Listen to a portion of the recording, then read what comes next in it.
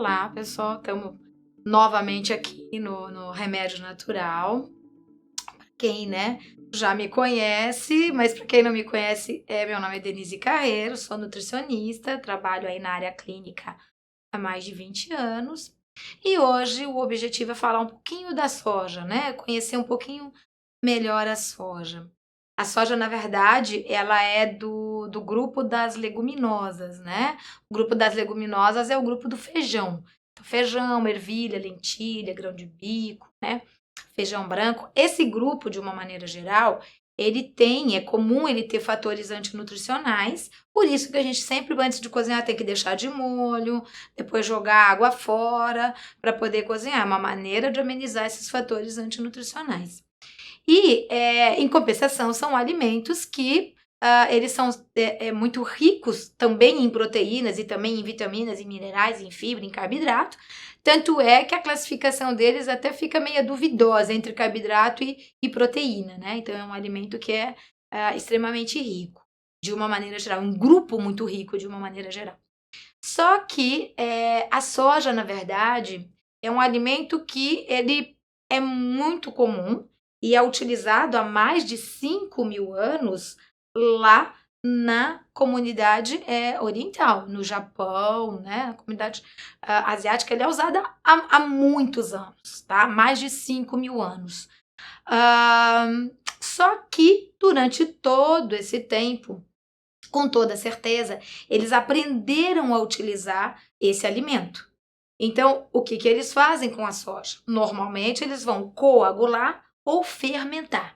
Então, a soja coagulada, a gente vai ter o tofu, a soja fermentada, nós vamos ter o miso, o natto, o tempê, o shoyu, né? Só que quando se coagula ou fermenta a soja, ela vai tirar fatores antinutricionais. Então, já ameniza bem o problema. As proteínas da soja, elas são de difícil digestão.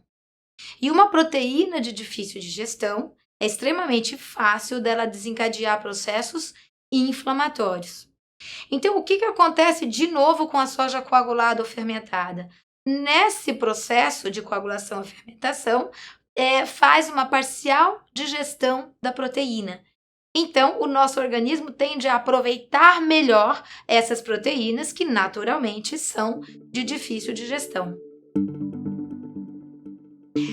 O que acontece um pouco com a soja, acho que eu vou dar uma generalizada, fica mais fácil da gente entender. Quando muitas vezes o pessoal fala assim, tira o leite da alimentação, o que a turma faz? Leite de soja. Tira a carne da alimentação, carne de soja. Tira a farinha de trigo da alimentação, farinha de soja. Então, ela acaba sendo meio um coringa usado em várias situações. Então, a gente tem a farinha de soja, a gente tem a proteína texturizada de soja, né? Nós temos a soja em grão, né? Tem o leite de soja, tem o suco de soja, tem a soja na forma coagulada ou fermentada, que é a sua melhor forma, que é o tofu, miso, shoyu, natto, o tempê, mas ela também ela é muito utilizada na indústria, como a gente já tinha colocado, e muitas vezes vai vir escrito assim no rótulo, proteína vegetal, ou proteína texturizada de soja, só que muitas vezes não vem o nome, vem PST, farinha de soja texturizado, FST. Então, muitas vezes a gente não tem noção. Normalmente, a pior, vamos falar assim, a menos ruim de todas, é quando ela está na forma de lecitina de soja. Porque a lecitina de soja é a gordura. E é a única coisa que efetivamente não seria ruim da soja usada na industrialização dos alimentos, tá? Mas muitas vezes a gente tem a soja sem saber que tem. Então, eu conheci alguns proprietários de lanchonetes, né, redes que fazem lá esfirra, coxinha, etc., que frequentemente vão, né, no local onde eles compram os insumos para estar fazendo os produtos deles. Dentro desses insumos vem junto a farinha de soja. Então a farinha de soja é altamente utilizada na produção lá de uma esfirra, de uma coxinha, de um enroladinho, só que na maior parte dessas lanchonetes você não tem lá quais são os ingredientes que vêm. Então muitas vezes você está comendo a soja, você não sabe que está comendo a soja. E em função disso, a gente vê hoje um alto consumo dela consciente, porque ela é passada, ela é travestida de saudável, assim como um consumo inconsciente, aquele que eu não tenho a menor ideia que eu estou consumindo esse alimento.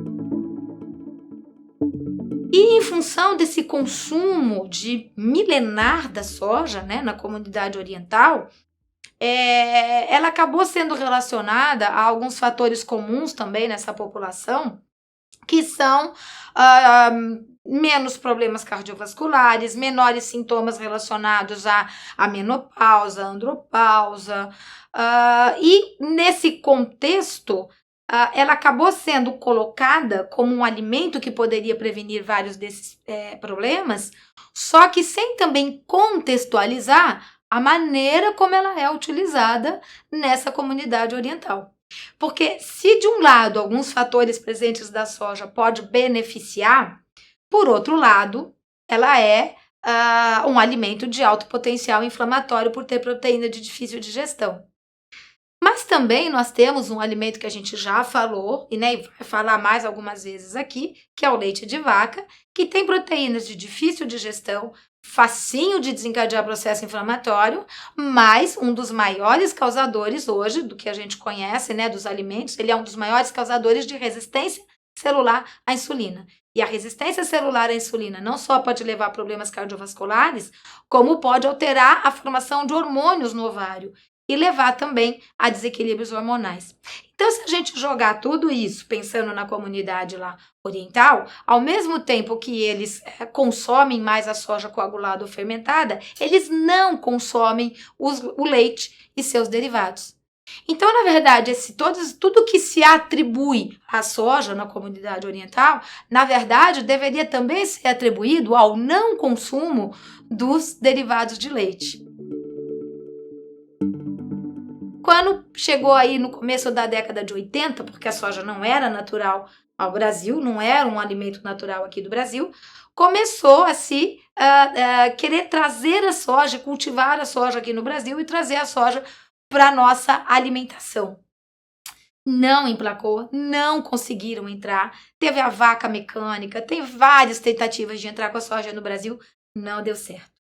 No começo da década de 90, teve uma outra tentativa, só que aí já com mecanismos de, na própria industrialização, amenizar os sabores, melhorar a oferta. E aí começou a entrar o suco de soja, o leite de soja, e a ideia da soja como um substituto de proteínas de origem vegetal para os vegetarianos ou para os veganos. E aí é que ela foi começando a emplacar, e a entrar na nossa cultura. O que a gente sabe hoje da soja? A soja não é, em primeiro lugar, não é aquela soja que a gente come o grão da soja, a farinha de soja, a carne de soja, o leite de soja, o suco de soja. Além disso, ela é altamente utilizada na industrialização dos alimentos, com nomes que muitas vezes você nem vai saber que aquilo que você está lendo lá no rótulo é soja. Ela vem com várias colocações, que muitas vezes proteína vegetal, proteína texturizada, e a gente muitas vezes não sabe que aquilo é soja. Só que a soja é altamente utilizada. Se você pegar glúten, o trigo, o leite, a soja, eles chegam a fazer parte de mais de 90% dos alimentos industrializados. Então, mesmo quando a gente acha que não consome a soja, a gente está consumindo na maior parte das vezes sem saber. E o que isso tem de bom e o que isso não tem de bom, né? Então, de uma maneira geral, como a soja é um alimento que tem vários fatores antinutricionais e proteínas de difícil digestão, também ela é facilmente desencadeante de doenças inflamatórias, né? E de processos alérgicos de uma maneira geral. Fora isso, a soja tem uma alta quantidade de fito-hormônios.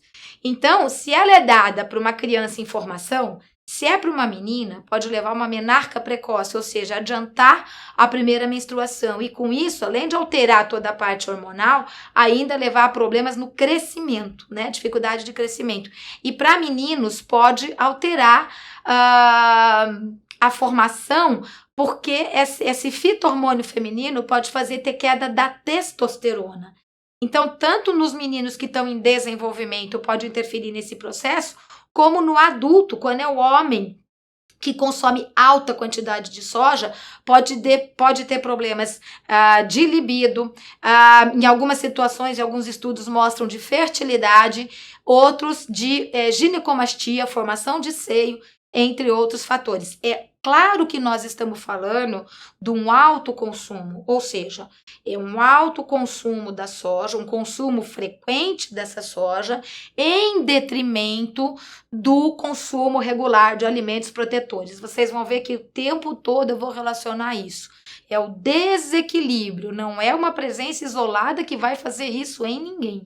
Então, sem dúvida nenhuma, é um alimento alergênico, é um alimento inflamatório, mas o que mais que ela pode fazer? Algumas substâncias presentes na soja podem inibir a recaptação de iodo pela tireoide. E com isso pode favorecer o desencadeamento de disfunções da tireoide para quem é geneticamente predisposto. E por que a gente não vê isso acontecer com essa mesma frequência e intensidade na comunidade oriental? Porque ao mesmo tempo que eles consomem a soja coagulada ou fermentada, mas que ainda assim pode inibir a recaptação de iodo da tireoide, eles têm um alto consumo de alga. E tanto a alga como os peixes marinhos, como alimentação comum do oriental, é riquíssima em iodo. Então, no próprio meio, isso se compensa, tá? Coisa que isso não iria acontecer num alto consumo aqui no Ocidente, né? Na nossa cultura original, certo? E muitas vezes, como a maior parte das vezes, pela proteína mal digerida, pelos fatores antinutricionais, até pela inibição de recaptação de um iodo, ela vai causando um processo no organismo que é um processo lento, eu falo que é um come quieto. Devagarinho vai aumentando substâncias pró-inflamatórias e vai desequilibrando o organismo nutricionalmente. O que vai acontecer? Os efeitos que isso pode trazer para o organismo, normalmente é depois de um bom tempo que eu venho consumindo. E a hora que eu começar a ter esses sintomas, eu já não ligo mais o nome à pessoa. Jamais vou achar que é aquela soja que pode estar causando. Problemas comuns que ela pode causar neste consumo frequente, sempre em detrimento de um equilíbrio nutricional, podem ser problemas dermatológicos, é extremamente comum de causar problemas dermatológicos, né? Dermatite, eczema, placas no corpo, escamação. É comum dela causar transtornos desde gastroesofágicos, né? Como transtornos também intestinais. A soja é um dos grandes desencadeantes também, tanto de rinite como de enxaquecas, tá? E pode, dependendo da individualidade bioquímica, causar resistência à insulina e ser outros fatores aí que ela pode causar. Mas os mais comuns, em geral, são esses que eu citei. É muito comum hoje o pessoal associar a soja como um benefício na fase da menopausa, né? Que ela pode ajudar a diminuir calores, que ela pode ajudar, né, nessa regulação hormonal de uma maneira geral.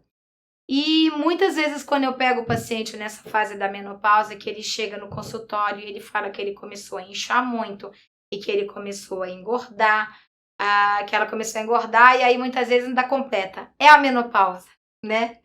E na verdade eu falo assim, mas alguma coisa mudou nessa fase? Teve alguma coisa que mudou? Mudou alguma coisa na alimentação? Entrou alguma coisa que você não costumava comer? Algum suplemento? Não, a única coisa é que eu aumentei o consumo de soja e tô tomando lá isoflavona, né?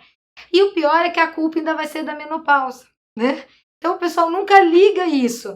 que essa soja pode estar causando a resistência à insulina, pode estar causando os inchaços, pode estar causando desequilíbrio que pode piorar mais ainda os sintomas da menopausa. Então, nós temos hoje muitos estudos que já mostraram que não adianta estar tomando isoflavona e nem consumindo a soja, que não é isso que vai melhorar os processos relacionados a essa fase, né, que é chamada de menopausa. Quer dizer, na verdade, o evento é a menopausa, né, a fase é o climatério. E aí, o que acontece dentro desse quadro? Que fatores estão mais relacionados com essa sintomatologia do que a gente está utilizando a soja? Normalmente, fatores que podem desequilibrar hormônios para piorar um processo que deveria ser natural, porque é natural. Quando a gente vai entrando nessa fase que vai brecar a menstruação e que vai entrar que tem o evento da menopausa, efetivamente, que é a última menstruação, e vai entrar no climatério, para qualquer um de nós é natural essa diminuição hormonal e esse processo. Não é um processo de doença, é um processo natural. Quando é que a gente começa a ver que tem sintomas, né, que começam a prejudicar a vida da pessoa? Principalmente se isso começa a ser associado com desequilíbrios da insulina. A resistência celular à insulina, ela é um fator, porque o que é uma resistência à insulina? Se a insulina não se liga no receptor dela, o organismo entende que está faltando insulina e não que ela não está conseguindo agir. E aumenta a insulina no organismo. Essa insulina aumentada pode ir lá no ovário e desequilibrar todos os hormônios. E a partir desse processo, levar a uma série de sintomas que estão ligados aos sintomas do climatério e que, na verdade, ele está relacionado aí à resistência à insulina. E que, neste caso, a soja pode até piorar o quadro, porque a proteína mal digerida é a maior causadora dessa resistência à insulina. Então, sem dúvida nenhuma, essa relação de que a soja pode melhorar a menopausa, a gente sabe que hoje ela não existe, e ao contrário, já existem estudos relacionando o alto consumo da soja com o desencadeamento de câncer, inclusive câncer de mama, tá? Então, sem dúvida nenhuma, ela não só não vai ajudar, como ela tende a piorar o quadro.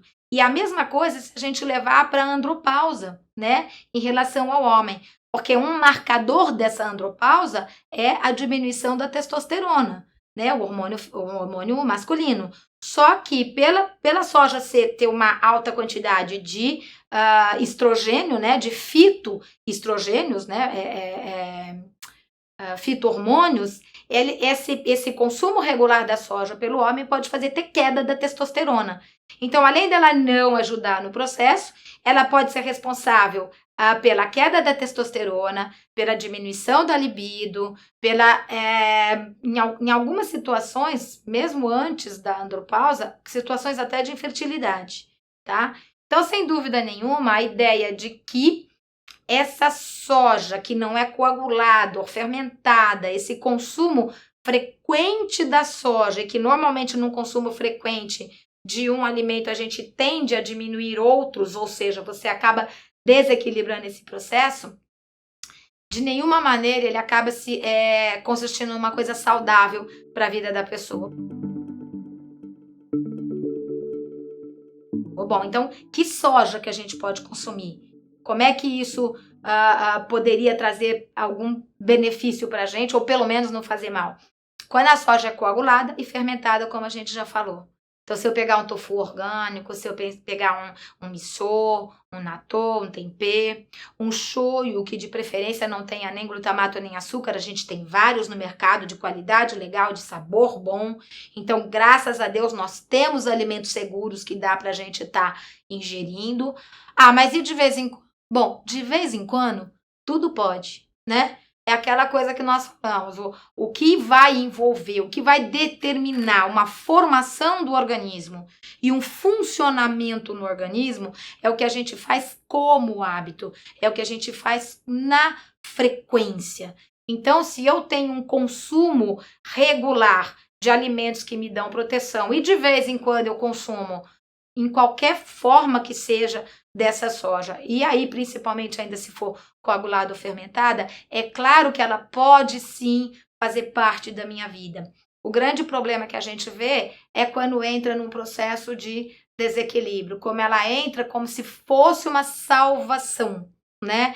Ou uma coisa que iria trazer inúmeros benefícios. E isso já é comprovado que nem no Japão, efetivamente, foi da onde começou todos os estudos, em alta quantidade ela tem benefício. Então, com toda certeza, a gente vai sempre fechar, né,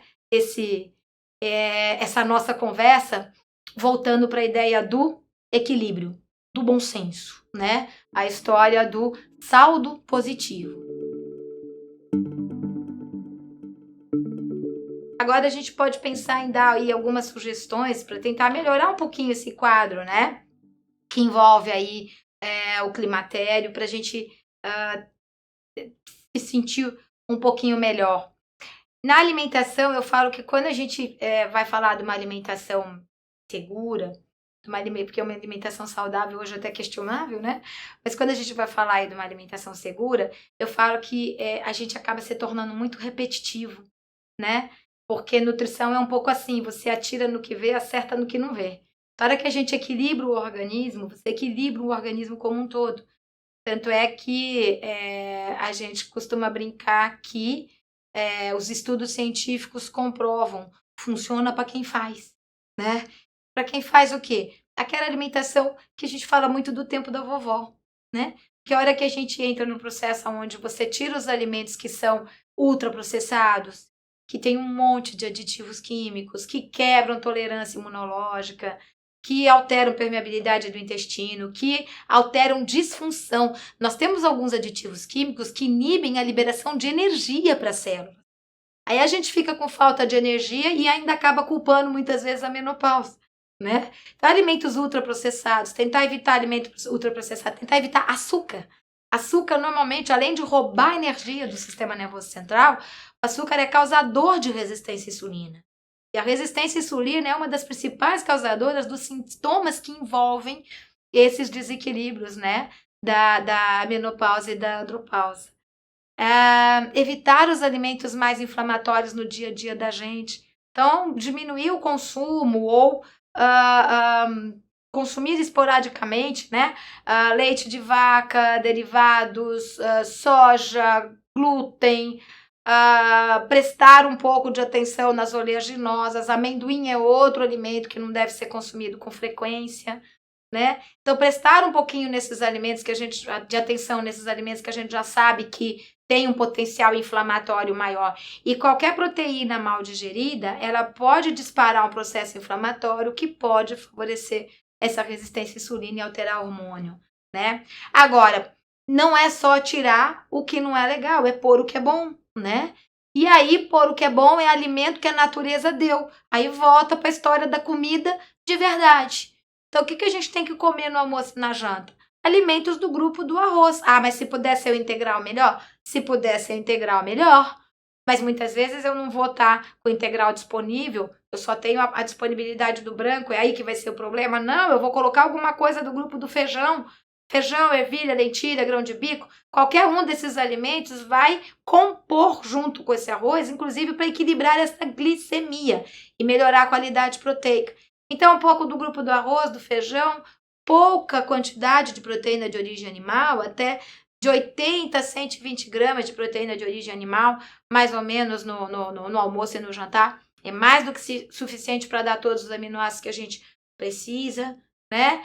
Capricha na salada verde no almoço e na janta, nos legumes, uma fruta a cada 2 horas e meia, 3 horas. Uma coisa fundamental, que oxigena o cérebro, que ativa a circulação, que elimina a toxina, né? E que com isso vai ajudar a regular todo o metabolismo, é manter uma média de 2 litros de líquido ao dia. Porque quando a gente fala nas dicas de alimentação, muitas vezes a gente esquece da hidratação. E a hidratação ela é determinante, inclusive, para que os próprios nutrientes vindos dos alimentos consigam agir de maneira adequada, né? Então, esse equilíbrio na alimentação, que parece ser uma coisa extremamente simples, é comida de verdade, tá? Então, é voltar um pouco para o tempo da vovó. Se preocupe em não consumir muito em nenhuma refeição. Mas a gente consegue isso quando a gente não fica longos períodos sem comer. E a hora que eu consumo várias vezes ao dia, pouco em cada uma, em nenhum minuto eu dou picos e quedas muito rápido de glicemia. E quando eu estabeleço uma glicose regular no sangue, eu estabeleço uma energia regular para o sistema nervoso central. E isso ajuda a regular, inclusive, os hormônios, que vão ajudar a regular todos esses sintomas que muitas vezes para a gente são extremamente prejudiciais. É claro que tem vários fatores que podem ajudar numa suplementação nutricional, num fitoterápico. Existem inúmeros fitoterápicos naturais que não precisa nem ser consumido na forma de extratos, na forma de chá. Tem muita gente que melhora todos esses sintomas com um chá de amora, né? Ou com outras, né, possibilidades que a gente tem aí de fitoterápicos, foi um exemplo que eu dei. O que é importante nisso? Ômega 3 vai ajudar, probiótico vai ajudar, adequação de vitamina D vai determinar, porque ela é fundamental para a ação da insulina e de tireoide e para o sistema imunológico. É importante adequar sempre a vitamina D, complexo de vitamina e mineral. E como tomar e quanto tomar. Aí entra a individualidade bioquímica, aí entra a análise que tem que ser feita com cada pessoa, poder equilibrar. É comum, quando a gente vai ficando mais velho, alterar a absorção adequada de vitaminas e minerais. Como vitaminas e minerais, eles vão direcionar as reações químicas, então muitas vezes, pelo menos por um momento, tomar uma suplementação adequada ao seu organismo, não adianta tomar uma coisa que é igual para todo mundo. De uma maneira geral, isso pode vir a também complementar essa adequação nutricional para conseguir prevenir, né? Porque a gente pode prevenir de ter esses sintomas, né? Mas a gente também pode conseguir tratar ou amenizá-los através da alimentação e da suplementação, tá bom?